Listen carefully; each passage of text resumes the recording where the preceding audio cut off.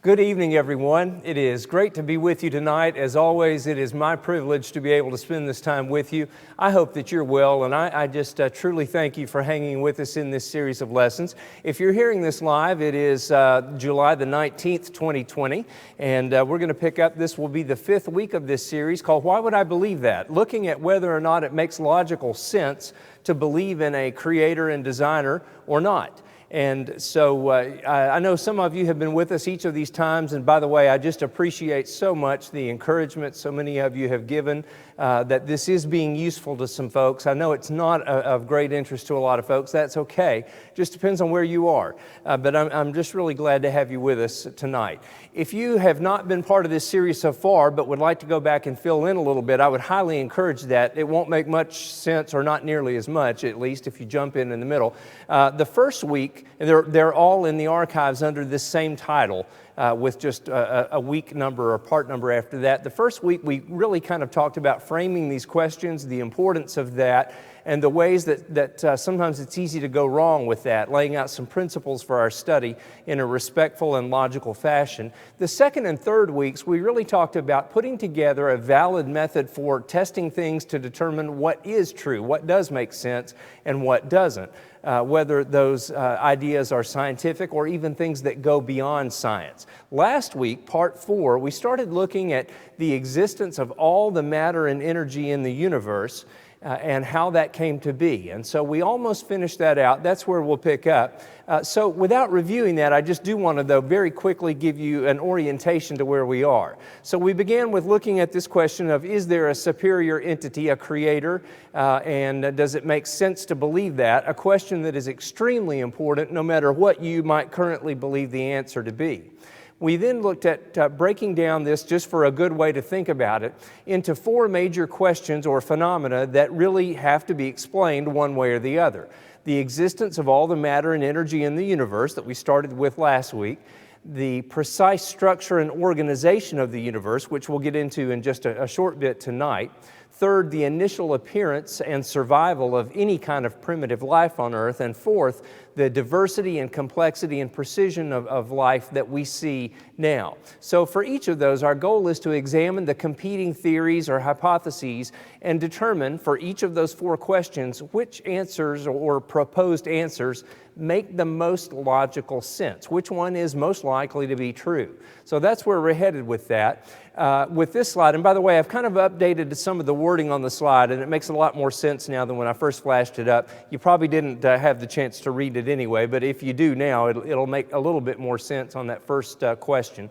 So we kind of laid out all the different seriously proposed current theories or hypotheses for each of these 4 questions, and then we started tackling those. We looked in, as I said, in weeks 2 and 3, how can we determine what is true, and certainly not going to go through that again. But just as a reminder, kind of flashed on the screen, we put together a kind of a logical method for how to test things, be they scientific or things that transcend science, and how to test a hypothesis, each one of them, in fact, critically but fairly, discard the ones that just don't stand up to logic and reason, and then see where that takes us. So that was the method we looked at. Again, last week then we started with the first question, the existence of all the matter and energy in the universe. We looked at some interesting facts, I think, about just the massive size and scope of our universe. The Earth, our sun, both in mass and energy. We looked at the galaxy around us, that we're one part of a large galaxy. Then we looked at what that galaxy is thought to look like, if you could look at it from outside. We then looked at all of the other galaxies that make up our universe, etc. 100 billion galaxies estimated, with an average of 700 billion stars each. On average, when we talked a little bit about the scope of the universe. So having framed then what it is we're talking about with that first question, how did all of that come to be? And as we reviewed some of those hypotheses, it's now agreed pretty much by all people, no matter what you think about things, that it had a definite beginning point. The question, of course, is what made that beginning point happen? Well, we jumped into that then, and one of them we looked at is Professor Stephen Hawking's hypothesis that the universe created itself spontaneously. So we spent a little time looking at that idea and questioning some things about it that really tend to undermine such an idea as that. And I'll tell you too, it's not just creationist or theist that question that idea, it's most of the atheistic world as well. Now again, not that we're taking a vote or a count, etc., but his idea has not gained widespread acceptance for what that might or might not be worth. But the more important point is there are multiple logical problems with his idea. And I'm not proposing that I'm somehow more intelligent than Stephen Hawking. No, not by a long shot. But I am proposing with all respect that he was wrong about that. So we have to be able to look at things, examine them critically, agree, disagree, etc., without impugning the abilities, intellect, or character and integrity of the people who might have put forth the idea. The same thing that's important if you and I are discussing differing ideas. So we looked at some of the problems with Professor Hawking's theory and really kind of discounted that one as not a viable theory for logical reasons. Look at part 4 of our discussion if you want to look back into that. So looking at comparing then what we have, on the far right you had his idea that the universe spontaneously created itself. You have some older theories that have kind of been discarded at this point. You have the primary atheistic theory that there was a Big Bang, a hot Big Bang, some people might call it, a more or less an explosion where all the matter and energy in the universe originated and then began expanding outward rapidly. And then you have the primary theistic theory that there was a superior entity, a creator who made that happen, right? And so there's the hypothesis for creation or intelligent design, superior entity, or God. I'm going to really consider all those to be essentially the same thing. That a supernatural and eternally existing entity created all that physically exists.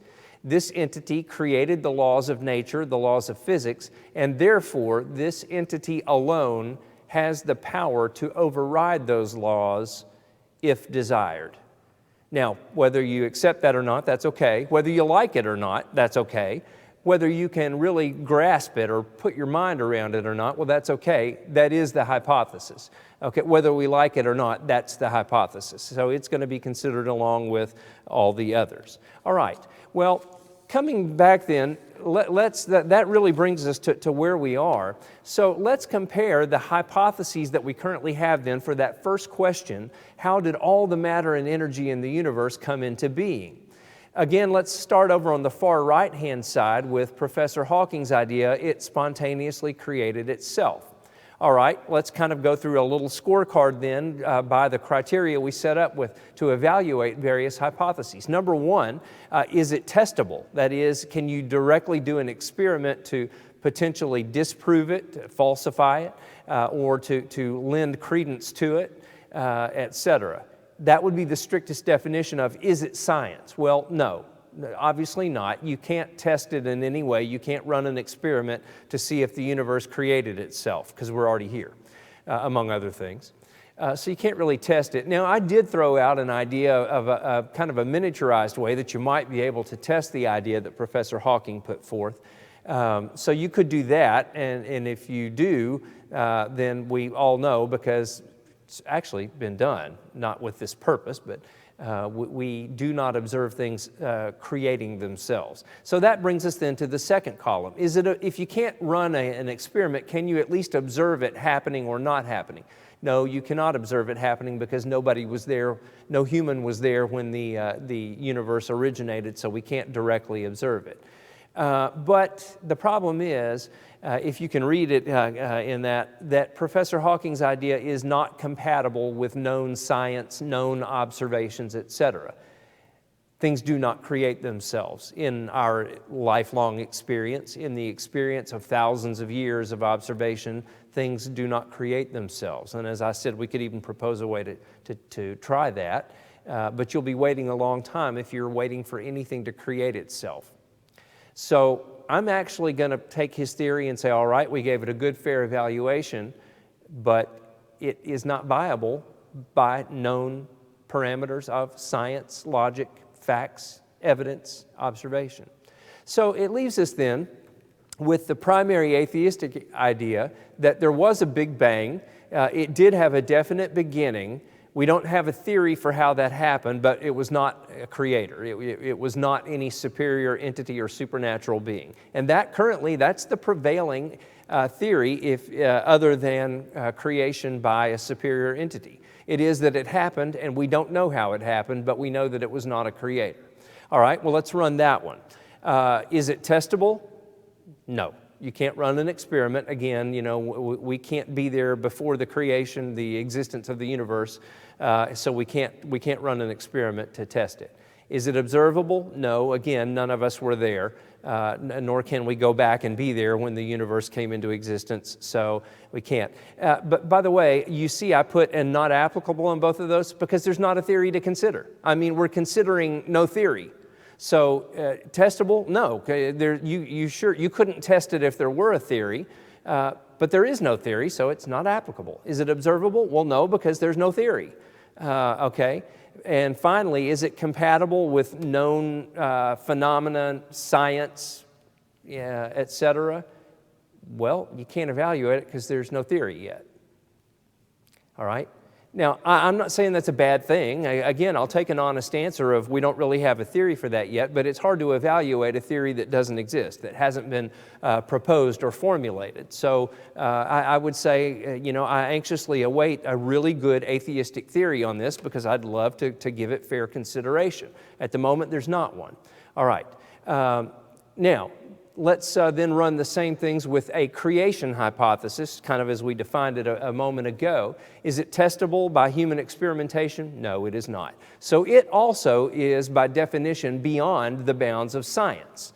All right? Now, as you well know from our previous discussions, to me that's not a limit. Some human came up with the idea, well, this is what we define as science, and it's a good definition, and therefore that's all we're allowed to consider. Well, no, that's not valid for reasons that we've talked about in detail already. But all of these things are well beyond the bounds of human science. I think we should consider them all anyway, okay? But creation, just like the others, no, it's not testable by human experimentation. It is not science per se. All right, next question then, well, can we observe it if we can't test it? Can we directly observe it? Well, no, we weren't there, again. So, that doesn't help us in this case either. But it is compatible. The hypothesis is compatible with the phenomena that we observe in the universe around us. In fact, I would say that it is eminently compatible with what we see around us, especially when what you're comparing it to is we don't have a theory yet. All right? So you may not like the hypothesis that there was a creator. You may not be able to really wrap your mind around that, but it is compatible with everything that we see. All right? So, again, kind of my statement on that is, well, you can see from kind of the little scorecard comparison that we're running here, you cannot disprove, much less prove, any of the above without some other confirmation. And so we may find things with the answers to our subsequent questions that may allow us to feed some information back into this one. We'll see as that information unfolds. But without other confirmation, we can't disprove any of these, and we sure can't prove any of them.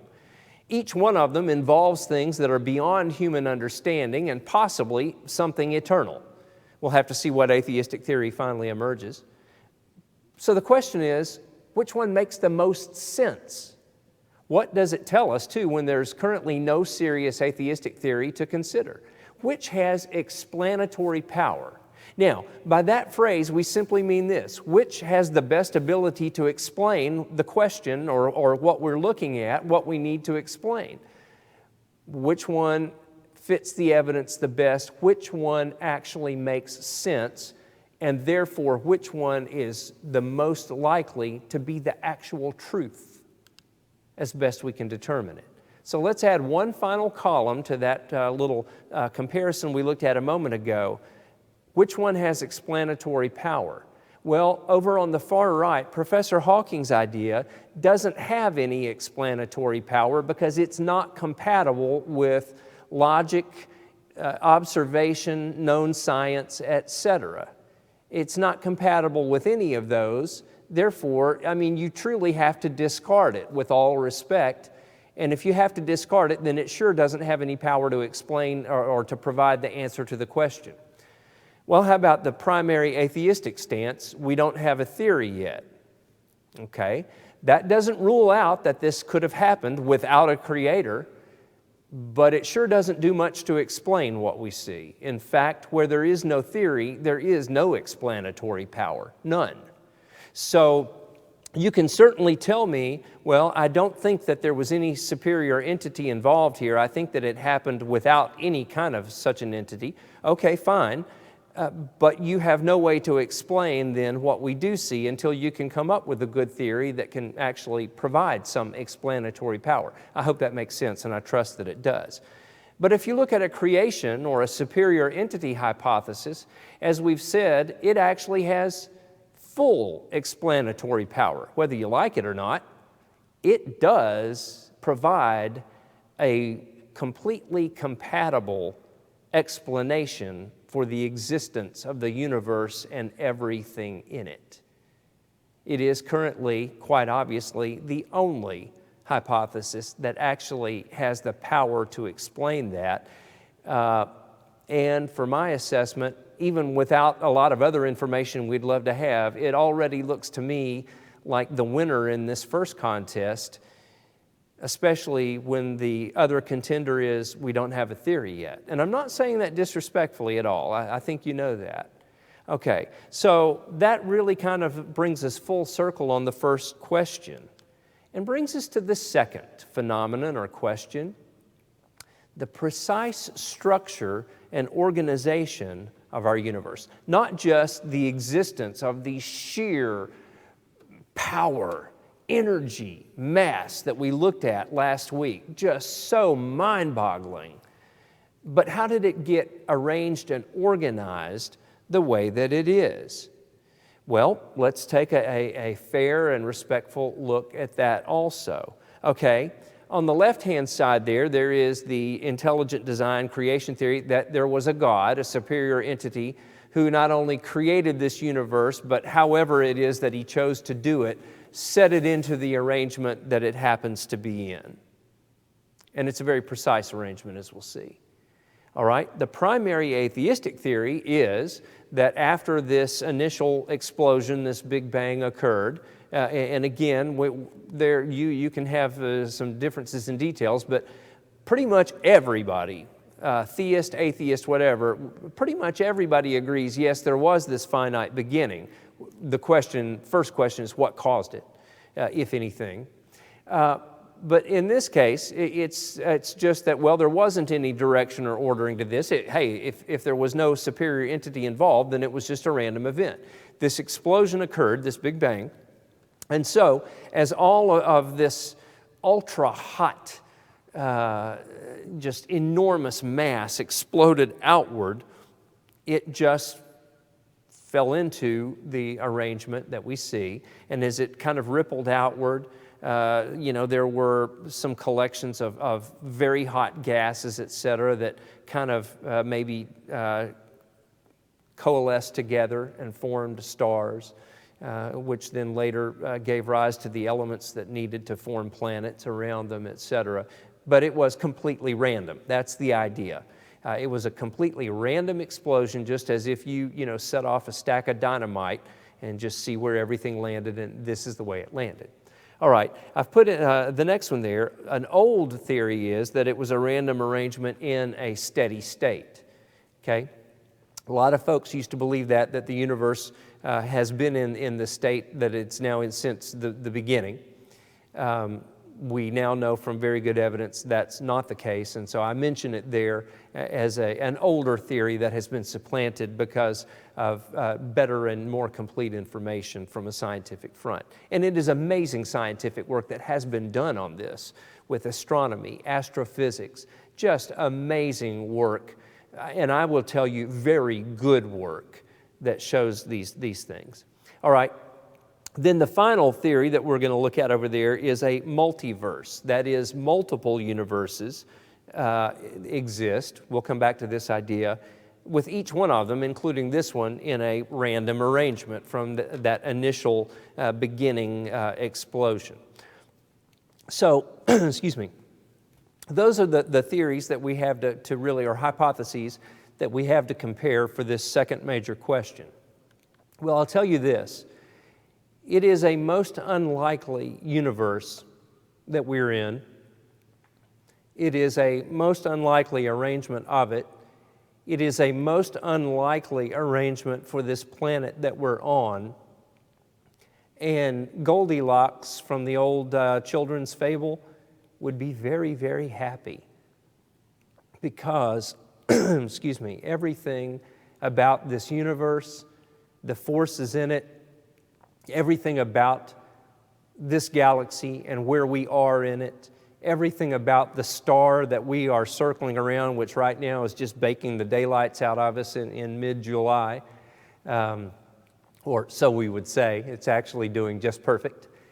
All of those things, this planet, the composition of it, everything about it happens to be just right. I mean, exactly right, down to the idea that many of the constants that are at work in the atoms around us, and indeed in all of the universe around us, some of them are so fine-tuned to the point of that the percentage difference, the range in which they're regulated, is a percentage range of one part in 10 with 36 zeros after it. I didn't put that on the screen. Okay, but you're talking about, out of a possible range of values that they could have had like this. This is the range which can support life, and that's where we are. Okay? So everything about it is just right. Now, I am nobody's astrophysicist, okay? I don't even pretend to know the first thing about it. I have a friend and an esteemed brother I've mentioned before who not just understands it, has a doctorate level degree in it, okay? And there are any number of other eminent folks throughout the scientific world who truly understand the things. I can read. I'm not dumb. At least most of the time I'm not. Occasionally I can assure you that I am. Okay, I can read. I can understand things, but I'm telling you right off the bat, I am not even trying to pretend that I truly know what I'm talking about here, okay? But I can point you to good references, and I don't just mean by people who believe in God. I mean people who definitely don't. But you can read plenty about this, and it will blow your mind, even as a layman, whether or not you have some other scientific background or not. It will blow your mind the way this universe and this planet, this star, etc., are so precisely in the range that can support life on this planet and lead to what we see. Now, here's the thing. Actually, pretty much everybody agrees on that. There's really no disagreement about that. Let me just show you, I'm going to show you just a few things, and if it kind of piques your interest, then I invite and encourage you to do some more reading about these things from every source you can find. In fact, I think everybody who's interested in this ought to read the observations and opinions of people who believe in a creator. And I think you also ought to read plenty from people who do not believe in a creator. Get the scope of ideas on this. But let me just start with this quote. By the way, I'll digress for a moment here too. As I was continuing to look at resources and research on this, I found, and it did not surprise me, that in 2012, my good brother Gene Wright, who is one of the smartest and one of the most consistently, thoroughly prepared people that I've ever known. I love to hear Gene's teaching, and I imagine you do too. Gene did a series that overlapped on some of these topics. Now, he approached it a little differently, and that's good. But I was able to go back this week, and there was no video, unfortunately, in the archives, but there was good audio there, and got to listen to some of that. At the time Gene presented that, I can remember when he did, and I wanted to be in here, but I was helping teach another group at that time and just wasn't free to be in here. But Gene did a beautiful job, as you know he always does. Go back and listen to that. I think his lesson series in the archives was called Faith and Reason, and I think that tag probably appeared in most of the lesson titles. All right, so he gave a great perspective on some of this too, and in fact I noted he actually quoted some of the same people that I have looked at here. I promise I didn't steal it from Gene's work, but I would have, and then I would have acknowledged it, because Gene does great work, okay? All right, but here's from Paul Davies. Now, Paul Davies, as best I can tell from his reading, is somebody who does tend to believe that there was probably a creator. But listen to what he says. It seems as though somebody has fine-tuned nature's numbers to make the universe. And then there's some detail in the middle, and he says, the impression of design is overwhelming. And he got that right. It is overwhelming. Now, there are plenty of other people, and we'll look at a few of them, who will tell you that, yeah, if you didn't know better, it would really look like somebody designed it. Okay, the impression of design is overwhelming. Actually, there's no disagreement on that. Whether or not it is design, well, there's plenty of hot debate on that. But that was what Davies said. Well, you might say that Davies is, his word, we're not going to just take that at face value because he believed, or it seems to me that he believed in a creating entity. And so you might say, well, he was really, even if he was a totally honest man, maybe he was subconsciously biased by that and it colored his impression. Okay, fair enough. But let's talk really about what he was talking about. I just threw his quote in there to introduce what we want to talk about. Now, these are the things, again, I'm not going to tell you that I understand these things. I can read about them and I can understand, a little bit. But I want to mention them to you anyway. I want you to get an idea. We're not just talking about one or two things here. Think about this, just to give you some perspective on it. Right now, we would say here in the southern United States that, we're having a heat wave. Of course, it's the middle of July. This is a phenomenon that does tend to occur about this time every year. So it's not a surprise, but it's really hot. You don't have to be outside very long to be feeling that heat. You wouldn't want it much hotter. And if you have air conditioning, man, are you thankful for that you can actually come inside and get some relief from that. Well, 6 months from now, we'll be complaining about how bitterly cold it is. Okay, we will. I sometimes joke that I think we were given 4 seasons so that we would have something to complain about every day of the year. And we do, don't we? All right, but think about this. We can survive in those temperatures. Let's just say here in Tennessee that, it might hit 100 degrees for a couple of days in the year. And on a really cold winter, it might get down to a couple of degrees below zero, Fahrenheit scale we're talking, maybe, a couple of days in the winter. Our average, of course, is less than that. And we think, man, what an extreme range. Well, it's nothing. It's nothing. And of course, if you know anybody who's crazy enough to live in Minnesota or, northern Michigan, Canada, etc., I wish them well. I'm not sure why people want to live up there. It's nice in the summer. I'll give them that. Or if you talk to somebody who lives in southern Honduras, they would tell you, man, yeah, I'd love to have your Tennessee weather, especially 6 months out of the year. But those extremes are nothing compared to the range of temperatures in the universe. And I don't even mean in the middle of a star. I just mean out in open space or on the surface of a planet or moon or something that has no atmosphere. The range is many, many hundreds of times what we think is temperature extreme. The idea is this. we can only exist, at least for very long at all, in a range of temperatures that's about like that compared to the range of temperatures that exist in this universe or even in our galaxy. Okay, you get some idea then. Well, here are all of the other things that that's just one example. There are plenty of other things in the universe that are fine-tuned so precisely, even far beyond the temperature example I gave you. I gave you that one because you can relate to it. But there is a gravitational constant, and I will actually tell you that no one truly understands gravity yet, or how it works on a physical level. We can describe it, measure it, predict it, etc., but nobody actually understands it yet. Nevertheless, there is a gravitational constant which can tell somebody who knows what to do with it exactly what the attraction will be between two objects, be they macro, gross objects, or even on the atomic level. And I will tell you that it is so precise, if it varied even by the most infinitesimal amount, you would either have everything crushed flat as a pancake or everything flying apart.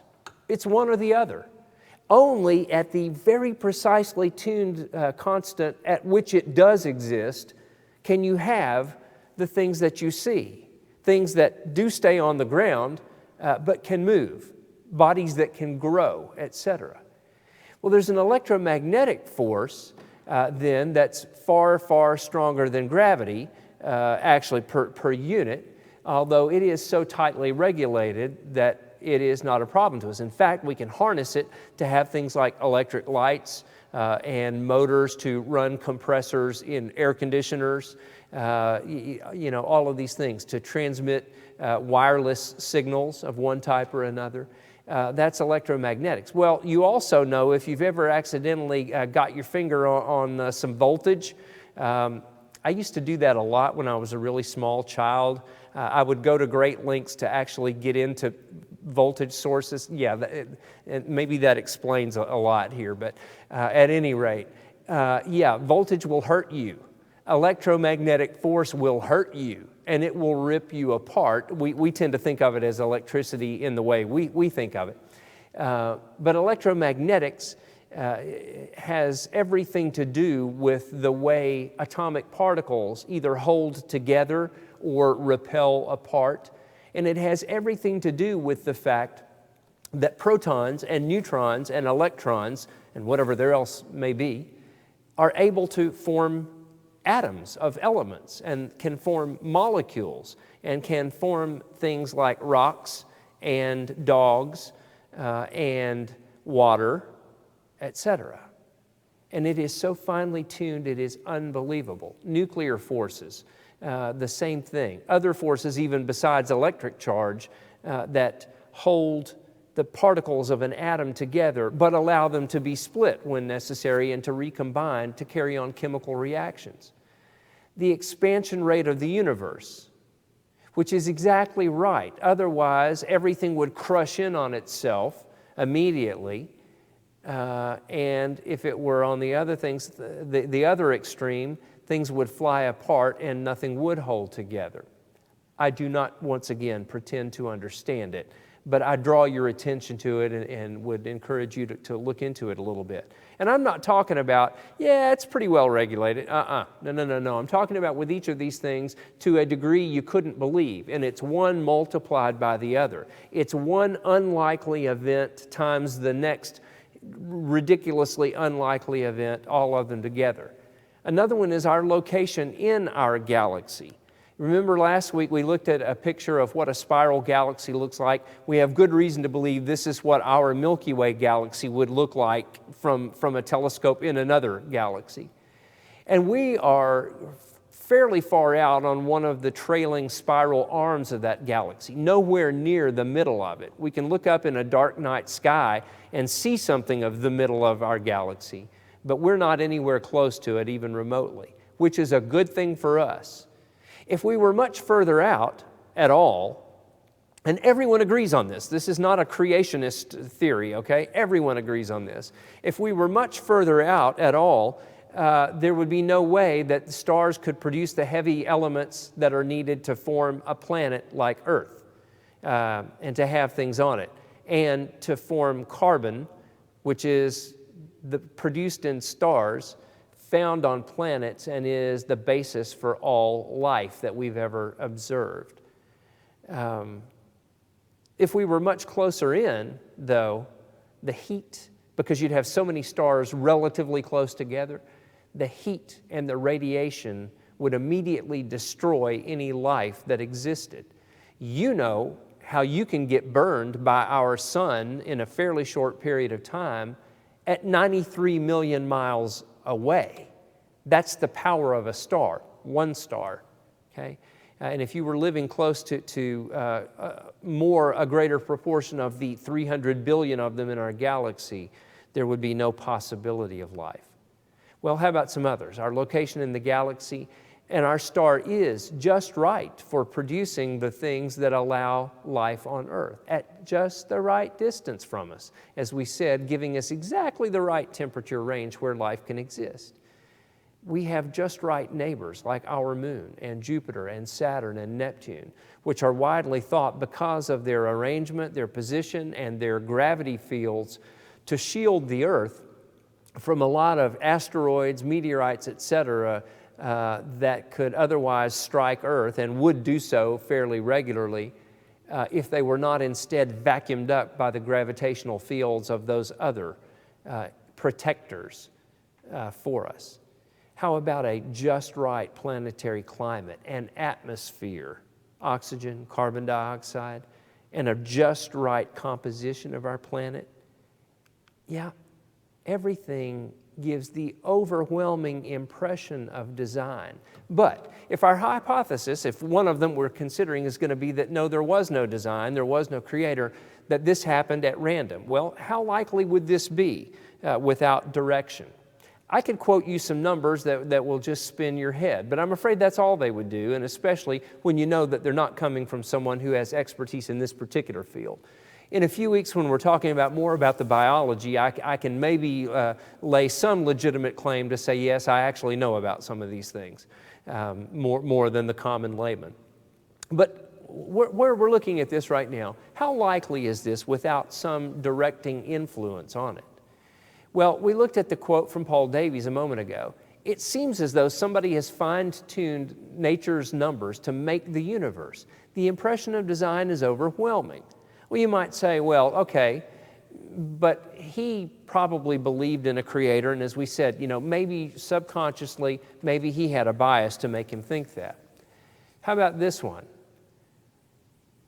In Discover magazine, certainly not known as a bastion for theological thought or acknowledgement of any creator.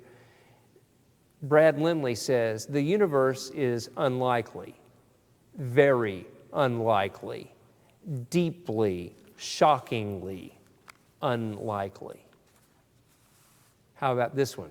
Sir Fred Hoyle was a scientist and an avowed atheist, I can tell you, that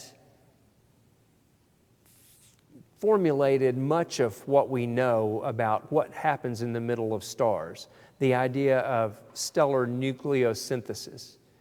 Fred Hoyle really came up with the initial theory, which has been nicely confirmed by a lot of scientific observation, that the fusion reaction in stars has hydrogen atoms fusing together to form helium, and then helium fusing together with more helium to form beryllium and then carbon.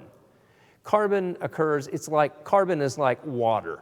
It occurs everywhere you look, whether it's the composition of inorganic materials or as the backbone of every single life chemical reaction you will ever find. It's carbon, and it's produced in those stars. And it explains an awful lot. It was a major breakthrough. Now, this from a man who was brilliant and an avowed atheist. He says, when you're looking at all this, and especially like the carbon atom, which he helped us learn so much about, he says, would you not say to yourself, if you're looking at all this, the kind of things we're looking at just a moment ago, would you not say to yourself, some super-calculating intellect must have designed the properties of the carbon atom, Otherwise, the chance of my finding such an atom through the blind forces of nature would be utterly minuscule. A common sense interpretation of the facts suggests that a superintellect has monkeyed with physics as well as with chemistry and biology, and that there are no blind forces worth speaking about in nature. The numbers one calculates from the facts seem to me so overwhelming as to put this conclusion almost beyond question. He's saying something happened out there. He was an atheist, but he said there's just no way this happened by random chance. No way. I want you to think about this. And I'm just going to give you, we could come up with analogies all day long. Let me just give you two quick ones. And these are just from my head, okay? But I'm going to tell you, with both of the analogies I'm about to give you, the odds are nowhere even remotely close to the unlikelihood of this universe forming the way it did by random chance from an explosion. Think about this. Let's suppose you're in a room, you take a pair of dice, and you go and you put one on a table in one far corner of the room, and you put a concrete block on top of it. You put the other one in another corner over here, and you put a concrete block on top of it. You go down to the other end of the room, say at least 20 feet or more, and you put a paper cup there on a table, okay? And you wait. Because your hypothesis is that there's going to be an earthquake, and it's going to cause disruption. It's going to cause those dice to come out from under those concrete blocks. Okay, that wouldn't be hard if you had enough of an earthquake, would it? It's going to come out from those concrete blocks. By one means or another, they're going to travel to the other end of the room, and both dice then are going to fall into that paper cup on top of that table with a pair of fives showing up. How likely do you think that's going to be? Okay, we have earthquakes in Tennessee, not much, but we're gonna need a big one for this. And boy, it's just pretty unlikely, isn't it? In fact, it's kind of unthinkable. It's laughable, and yet that would be nothing compared to what we're talking about in asking a random explosion event to come up with the kind of constants and configurations that we see in this universe. Let me give you another one. Let's suppose you're standing in a room and 20 feet away from you there's a big round dining room table, kind of, okay? Perfectly flat. You've got quarters in your hand. And you're gonna take these quarters one at a time and flip them over there to land on that table. Okay? And here's what we're looking for. Okay? We're gonna ask this to happen. This is what we need. You're going to flip a quarter, it's going to go over there, it's going to hit the table, and it can do whatever it wants, but when it comes to rest, it's going to be in the exact center of that table. Not close to the center, the exact pinpoint down to the fraction of a millimeter center of that table, and it's going to land standing on edge. You're doing this from 20 feet away. But we're not just going to have that happen once. We're going to have it happen consecutively 30 times in a row. Do you like your odds? Well, they're a whole lot better by far, than getting this universe to form the way it did without direction. Let me read you something that Stephen Hawking said. For a long time, people weren't quite sure whether Hawking was an atheist or not. He did remove all doubt emphatically about that in some of his later years and later writings. He had long said he had no need of any creation hypothesis to explain the universe. He had plenty of evidence and answers without needing to resort to any idea of a creator. And so he finally came out and I read you the quote last week of how he said the universe spontaneously created itself. And finally somebody asked him point blank and he said, there is no God. So this is not a creationist we're listening to here, okay? I'm going to read to you from Brief Answers to the Big Questions. It was, I think, the last thing he published, came out in 2018. In fact, it came out very close to the time, I believe, that he passed away. Okay, beginning on page 69. He says, what we normally think of as life is based on chains of carbon atoms with a few other atoms such as nitrogen or phosphorus. One can speculate that one might have life with some other chemical basis such as silicon, but carbon seems the most favorable case because it has the richest chemistry. By the way, let me break from there. Hoyle said it's carbon or nothing, and everybody knows he was right. Okay. That carbon atoms should exist at all with the properties that they have requires a fine adjustment of physical constants, such as the QCD scale, the electric charge, and even the dimension of space-time. If these constants had significantly different values, either the nucleus of the carbon atom would not be stable or the electrons would collapse in on the nucleus. At first sight, it seems remarkable that the universe is so finely tuned. Maybe this is evidence that the universe was specially designed to produce the human race. However, one has to be careful about such arguments because of the anthropic principle, and he goes on from there. He's saying, wow, it really looks like this was designed, but we're not going to really go there. We need to be careful about that.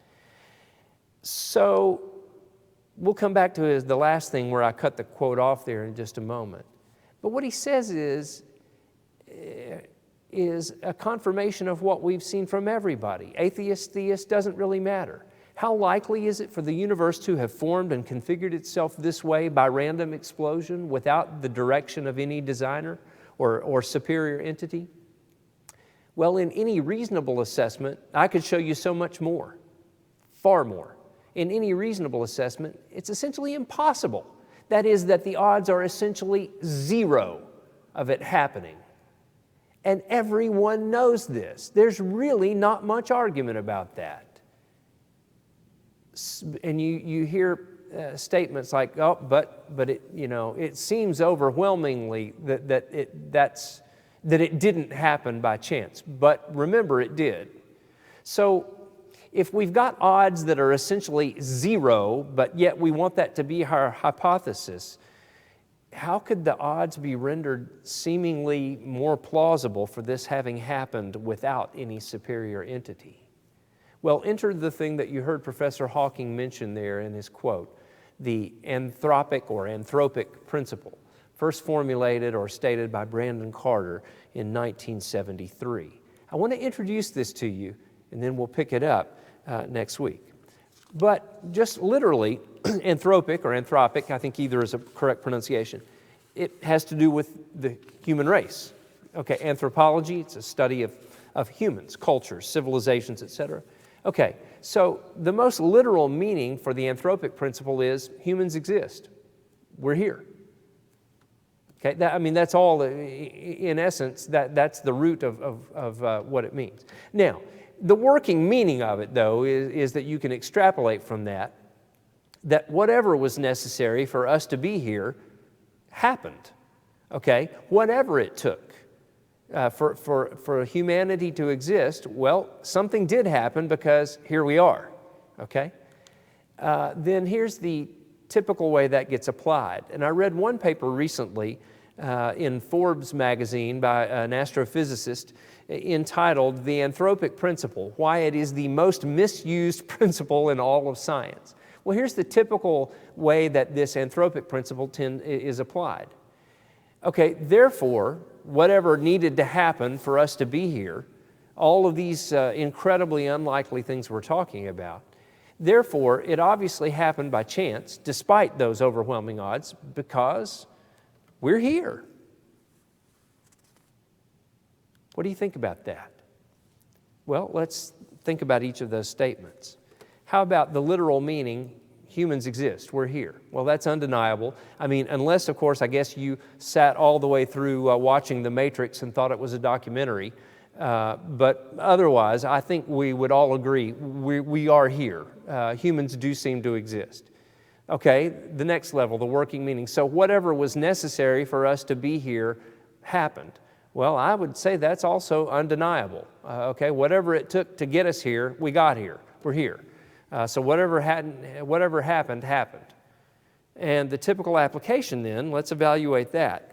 Therefore, this obviously happened by chance, despite the odds, because indeed we are here. What do you think? I'll leave you with that for next week. We're going to pick up there. We'll look at another idea too. We'll see if that can do a good job of explaining away the overwhelming odds against this happening without a creator, without a designer or a superior entity. We'll take a look at that. We'll take a look at another idea that is used to kind of render these odds a little more plausible for it to have happened without any influence from a supernatural entity. Then we'll go on from there, compare them all, and then start looking at the idea of the appearance of life. I want to thank you again for being with us tonight. I really appreciate it. It is my privilege to spend this time with you and the time preparing for this. And I hope that this information is useful to you. I hope you will be thinking about that between now and next week. And I look forward to rejoining you then.